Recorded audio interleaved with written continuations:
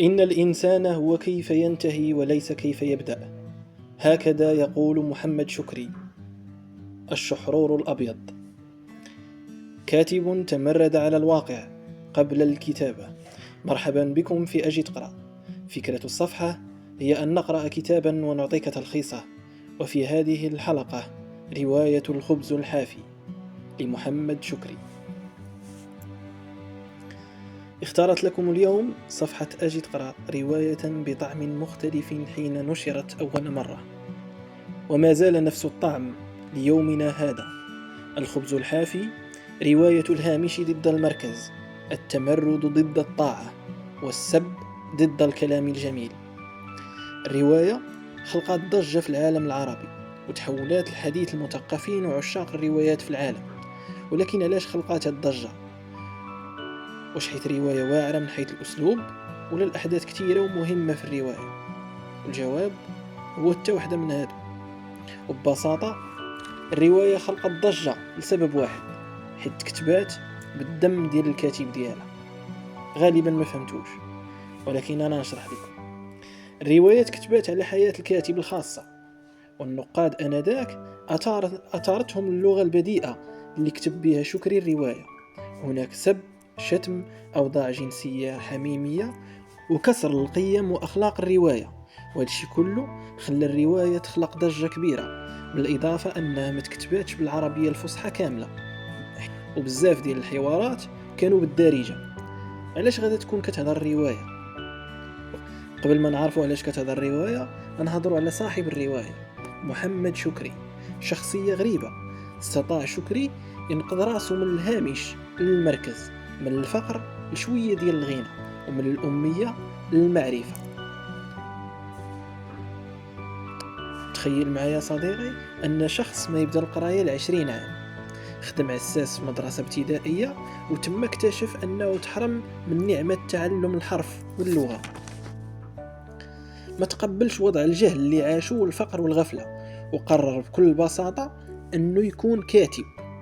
قرار غريب، وممكن نقوله حلم غريب، ولكن مادام الله حط لك شي هدف في عقلك، عرف باللي ممكن تحققه. ومحمد شكري مثال لصاحب أي هدف. من بعد سنوات سنكون أمام محمد شكري، الكاتب المغربي والعربي اللي ملأ الدنيا وشغل الناس. ودابا ندوزو للرواية. هي عبارة عن سيرة ذاتية. البطل هو نفسه الكاتب. يحكي البطل قصة نزوح العائلة الفقيرة من الريف لمدينة طنجة بسبب الجفاف، الفقر والكحط. الفقر اللي يخلي أب شكري يخنق الولد ديالو الصغير فقط حيت كيبكي من شدة الجوع والمرض. ولك أن تتخيل وصف شكري للمشهد: قتل الوالد ديالو الأخ ديالو الصغير اللي كان كيبكي بسبب بسيط ويقدر يكون غريب، وهو الجوع. مشهد آخر من المشاهد المأساوية لشكري: لقى دجاجة ميتة في مقبرة نصارى. كمية الفرح ما كتوصفش لشكري، والأم ديالو اللي كانت مخبية الفرح ولو أنها كتسولو واش سرقها، ولكن الفرحة ما تقدرش تخبيها. الجوع والفقر ربما هما أخيب حاجة في الحياة.